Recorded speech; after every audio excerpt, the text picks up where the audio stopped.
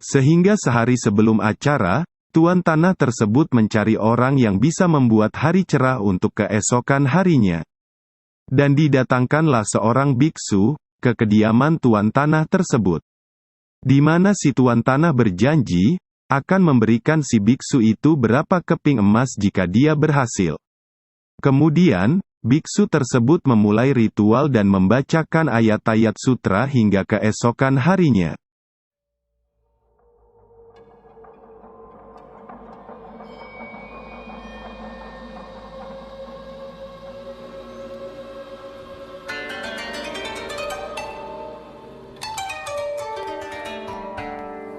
Halo teman-teman semua, berjumpa kembali dengan kita di channel Orde Japan.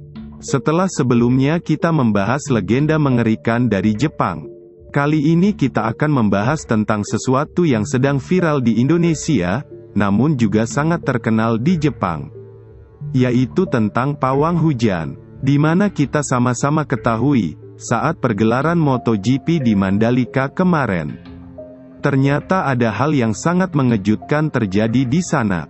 Bukan tentang balapannya, melainkan tentang ritual yang sudah umum ada di Indonesia, yaitu ritual untuk menahan hujan, yang lebih dikenal dengan pawang hujan. Bagaimana dengan Jepang? Ternyata di Jepang juga ada pawang hujannya.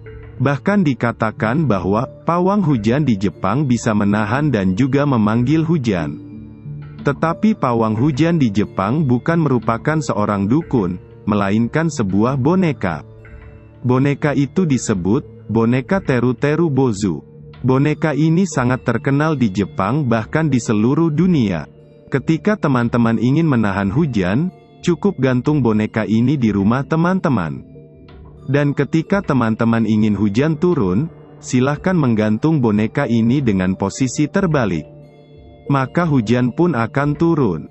Di mana menurut kabar yang beredar, dikatakan bahwa ketika gelaran MotoGP di Jepang, boneka ini juga digunakan sebagai pawang hujan di acara MotoGP tersebut. Teru-Teru Bozu memiliki makna kepala botak yang mengkilap. Boneka ini pun sangat mudah dibuat, dan juga bisa dibuat oleh siapapun. Walaupun sudah turun-temurun diwariskan, kebanyakan orang Jepang juga tidak tahu atau paham asal-usul boneka ini. Mereka hanya tahu Teru-Teru Bozu dapat membuat hari cerah. Sehingga tidak heran, boneka ini akan selalu terlihat menggantung di luar rumah seseorang, sehari sebelum menghadapi hari-hari besar. Seperti, pekan olahraga, festival, serta perayaan tertentu. Terkhusus jika acara tersebut dilaksanakan di musim hujan.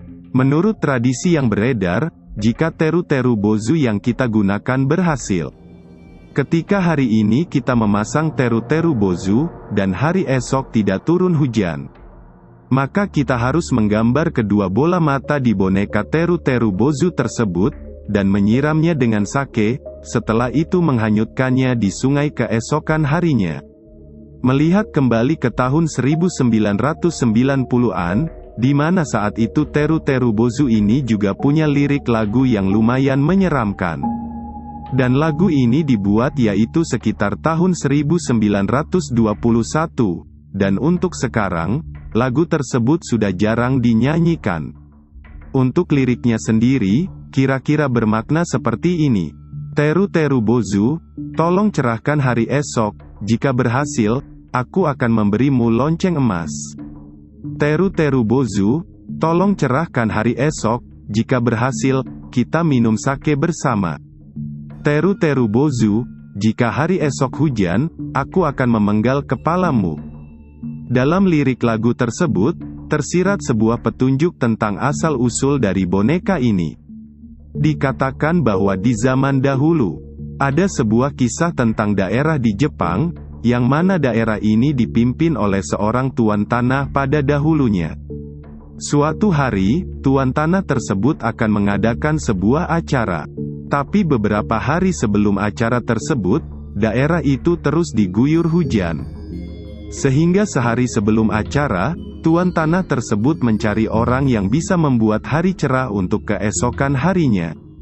Dan didatangkanlah seorang biksu ke kediaman tuan tanah tersebut. di mana si tuan tanah berjanji akan memberikan si biksu itu berapa keping emas jika dia berhasil. Kemudian, biksu tersebut memulai ritual dan membacakan ayat-ayat sutra hingga keesokan harinya. Sampai keesokan harinya, ketika acara akan dimulai, hujan belum juga berhenti. Kemudian tuan tanah yang marah, langsung memenggal kepala sang biksu. Dan kepala biksu itu langsung dibungkus kain putih dan digantung di depan rumahnya. Anehnya, seketika itu pun juga hujan langsung berhenti. Dan dikatakan hal tersebutlah yang menjadi cikal bakal mitos boneka Teru-Teru Bozu. Tapi itu hanya versi pertama dari cerita boneka Teru-Teru Bozu. Karena di Jepang sendiri, ada beberapa versi cerita yang diyakini menjadi asal-usul boneka ini. Untuk versi selanjutnya, tradisi boneka ini dikatakan menyebar dari cerita rakyat Cina dan diadaptasi ke Jepang di zaman Heian, yaitu di tahun 794 sampai 1185. Dan, penyebab cuaca menjadi cerah di cerita ini, bukanlah seorang biksu, melainkan seorang gadis. Dikisahkan pada zaman dahulu, ada sebuah daerah di Jepang yang selalu diguyur hujan sepanjang waktu. Karena banyak bencana terjadi karena hujan, akhirnya pemimpin daerah tersebut meminta bantuan kepada Onmyoji. Dan dikatakan bahwa mereka harus menyerahkan seorang tumbal kepada Dewa Gunung. Dan tumbal itu harus seorang gadis tercantik di daerah tersebut. Dan saat itu dipilihlah salah seorang gadis tercantik di desa tersebut untuk ditumbalkan, dan gadis tersebut disuruh untuk menjalani beberapa ritual. Di mana gadis tersebut, pada malam harinya disuruh memasuki hutan dan menuju ke puncak gunung sendirian. Saat itu sang gadis dipakaikan baju putih dan dibekali sapu. Di mana sapu tersebut merupakan simbol untuk pembersihan awan gelap yang menyebabkan hujan. Dikisahkan, gadis yang menjalani ritual itu hilang dan tak pernah kembali lagi setelah melakukan ritual tersebut. Dan semenjak ritual itu dilakukan, maka hujan pun mulai berhenti. Untuk mengenang keberanian gadis tersebut, maka setiap gadis di daerah itu membuat boneka dari kertas dan digantung di depan rumah mereka. Yang mana, boneka kertas tersebut merupakan perwujudan dari gadis yang telah melakukan ritual itu. Dan boneka itu pun disebut Souseiju, yang artinya anak gadis penyapu. Akhirnya boneka ini pun berkembang, dan berubah bentuk menjadi Teru-Teru Bozu seperti yang kita kenal sekarang ini.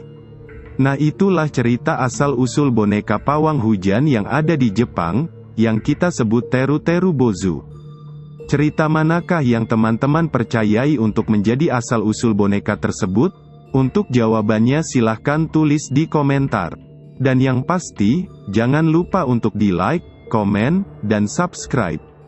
Karena masih ada cerita selanjutnya, yang masih menanti teman-teman semua. Sampai jumpa, dan bye-bye.